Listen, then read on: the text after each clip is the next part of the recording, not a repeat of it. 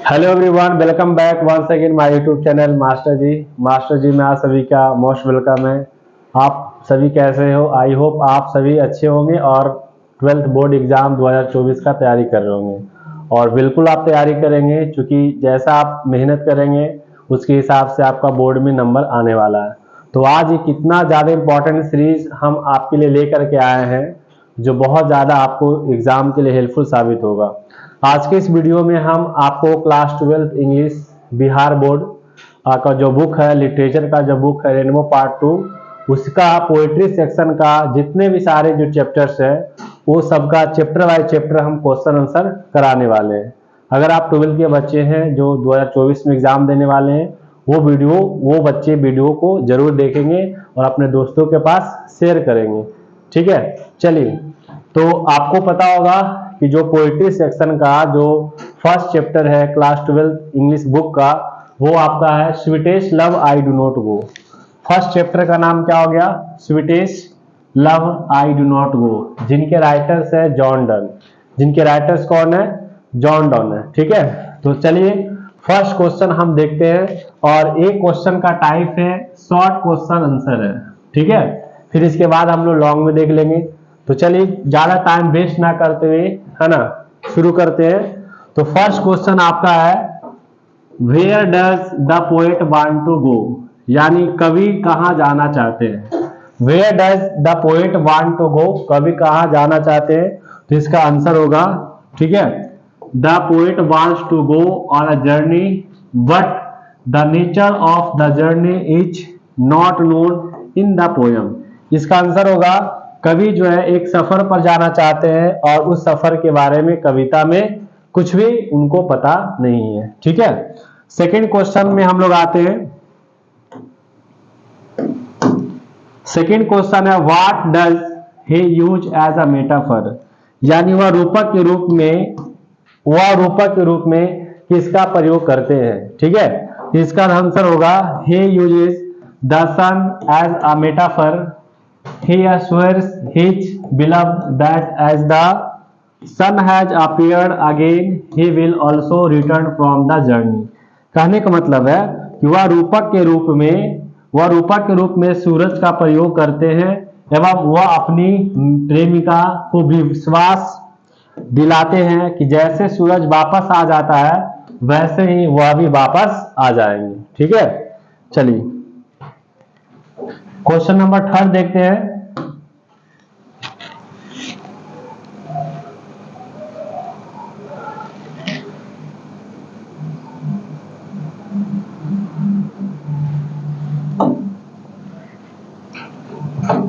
Question number आपका third है how does the poet compare himself to the sun, यानी कवि सूरज से अपनी तुलना किस प्रकार करते हैं। कवि जो है सूरज से तुलना अपनी जो है किस प्रकार करते हैं।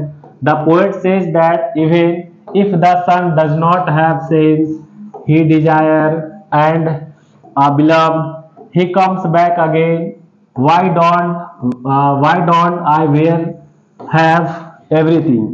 यानी कवि सूरज से अपनी तुलना किस प्रकार करते हैं। इसका आंसर होगा कवि सूरज से अपनी तुलना करते हुए यह बताते हैं कि सूरज के पास बुद्धि है, इच्छा है एवं प्रेमिका भी है। अगर सूरज दोबारा आ सकता है तो मैं क्यों नहीं आ सकता हूं, जबकि मेरे पास सब कुछ है। ठीक है, चलिए क्वेश्चन नंबर हम लोग 4 में आते हैं। क्वेश्चन नंबर आपका 4 है what does the poet believe and why, यानी कवि को क्या विश्वास है एवं क्यों। तो इसका आंसर होगा the poet believes that he will make his journey successful because he has everything sense desire and a beloved। इसका आंसर होगा कवि को विश्वास है कि एक दिन वह अपने सफर को कामयाब बनाएंगे, क्योंकि उनके पास बुद्धि है, इच्छा है एवं प्रेमिका है और उसके अलावे सब कुछ उनके पास है। क्वेश्चन नंबर हम लोग 5th में आते हैं।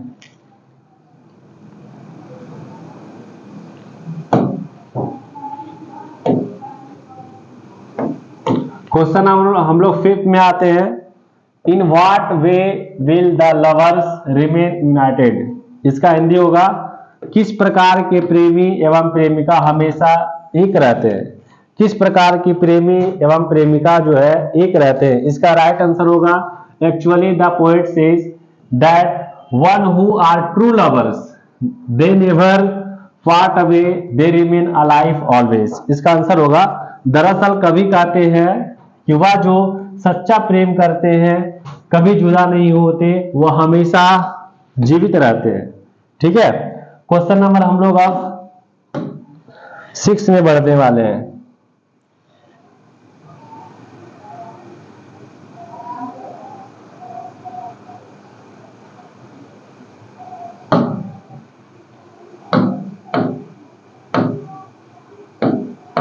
क्वेश्चन नंबर 6 में देखिए, has the poet found another lady और does he hope from this world. क्या कवि को दूसरी महिला मिल गई है? क्या उन्हें इस दुनिया से आशा है? अब इसका आंसर क्या होगा? No, the poet has not found any other lady nor he hopes from his the world, he loves only his beloved and her true love. इसका आंसर होगा नहीं, कवि को कोई दूसरा महिला नहीं मिली है और ना ही उन्हें इस दुनिया से आशा है।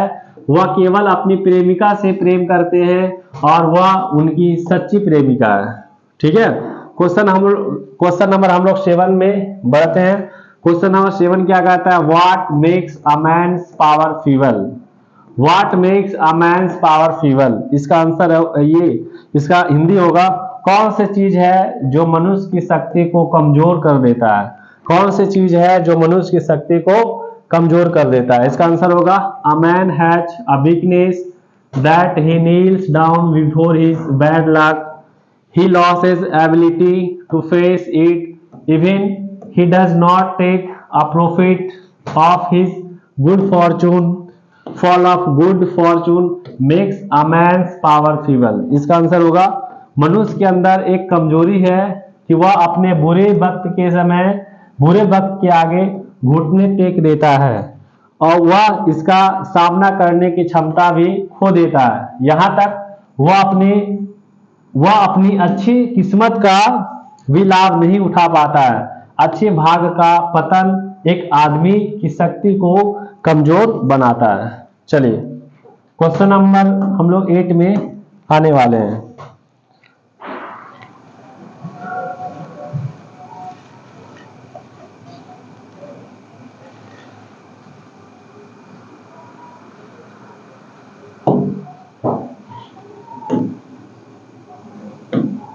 क्वेश्चन नंबर देखिए 8 क्या कहता है? What are things that the sun does not have. यानी क्या चीज सूरज के पास नहीं है। ठीक है, the sun doesn't have two things that is desire and sense. यानी सूरज के पास दो चीजें नहीं है, वह है इच्छा और भावना। ठीक है, क्वेश्चन नंबर हम लोग 9 में बढ़ने वाले हैं। क्वेश्चन नंबर 9 क्या कहता है? How does the beloved waste the poet's life. यानी प्रेमिका जो है कैसे कवि के जीवन को बर्बाद करता है।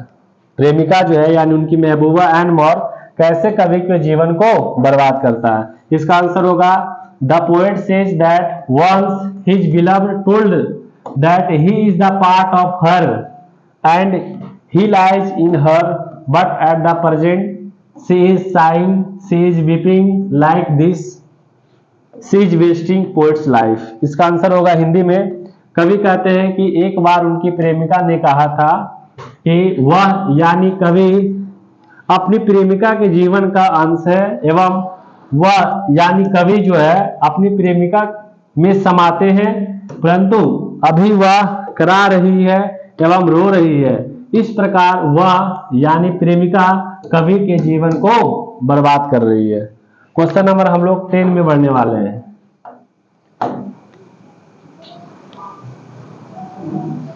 Question number 10।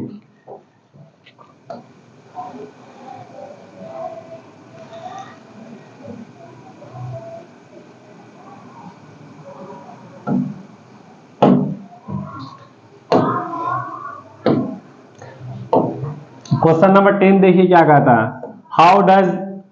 How do saying and beeping affect the speaker, है ना, यानी प्रेमिका का कराहना और रोना वक्ता यानी स्पीकर को कैसे प्रभावित करती है। इसका आंसर होगा when the speaker's wife sighs and weeps take his soul away from body and his blood get decay, यहाँ पर डीके होगा, ठीक है। अब इसका आंसर जो है हिंदी में सुन लीजिए, जब स्पीकर की पत्नी आए भरती है और वह रोती है तो उसकी आत्मा शरीर से दूर चला जाता है और जीवन का रक्त जो है बर्बाद होने लगता है। ये तो आपका शॉर्ट क्वेश्चन था।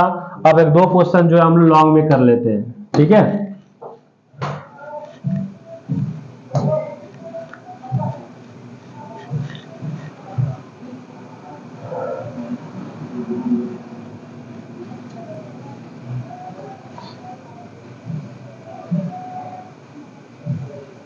लॉन्ग क्वेश्चन,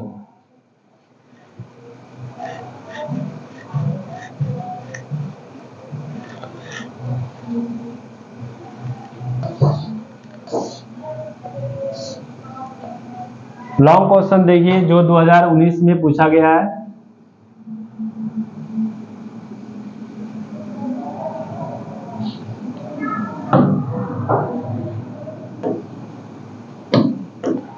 ये जो क्वेश्चन है 2019 में पूछा गया क्वेश्चन है, why does the poet John Donne want to go from his beloved, ठीक है। यानी इसका हिंदी है, कवि जॉन डन अपने प्रेमिका से दूर क्यों जाना चाहते हैं। कवि जो है जॉन डन अपने प्रेमिका से दूर क्यों जाना चाहते हैं। तो इसका मैंने दो टाइप से इसका आंसर लिखा है, जो आपको आसान लगे वो आप देख लीजिएगा, ठीक है। जैसे एक का हिंदी हम बताते हैं, The speaker wants to go away from his beloved as a test run for the separation which they will experience at the death. He also assures her beloved that he is not leaving her because of tiredness. On the other hand, he talks about the certainty of death and expresses his desire to have some emotions। चलिए अब इसका हिंदी में हम लोग देख लेते हैं।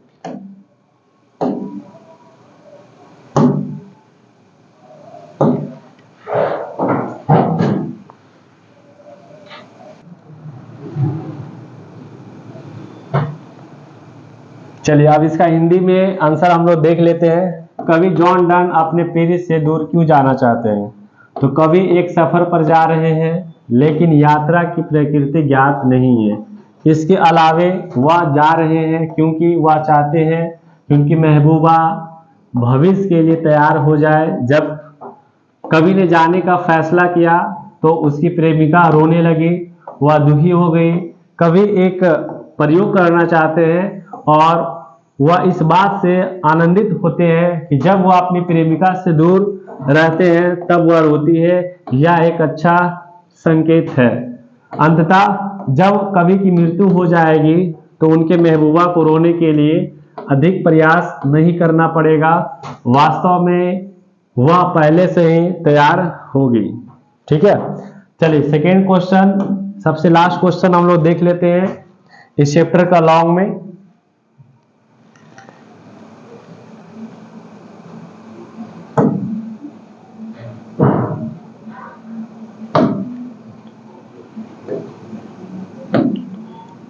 Second question है, what arguments does the poet give at the time of parting with his beloved. इसका हिंदी क्या होगा, विदा होते समय कवि अपनी प्रेमिका से क्या दलील देते हैं। ठीक है, तो इसका आंसर होगा, कवि अपने प्रेमिका से कहते हैं कि वह अपने दिमाग में कोई बुरा ख्याल ना आने दे क्योंकि कभी कभी यह सच हो जाता है। साथ ही वह सुझाव यह देते हैं कि अगर तुम्हें मेरी याद आए तो कल्पना करो कि मैं तुम्हारे बिस्तर पर लेटा हूं और बस हम एक दूसरे के उलट लेटे हैं। तो इस प्रकार से आपका फर्स्ट जो चैप्टर था sweetest love I do not go, उस चैप्टर का मैंने क्वेश्चन आंसर सारा कंप्लीट कर दिया। अब इसके बाद सेकेंड जो चैप्टर है सॉन्ग ऑफ माई सेल्फ, फिर आगे हम लोग कंटिन्यू जितने भी सारे चैप्टर्स जो बचे हैं उसको लगातार हम लोग क्वेश्चन आंसर करते जाएंगे। अगर वीडियो ये अच्छा लगा तो क्लास 12 के बच्चे के पास जरूर शेयर करेंगे। Thanks for watching this video, best of luck.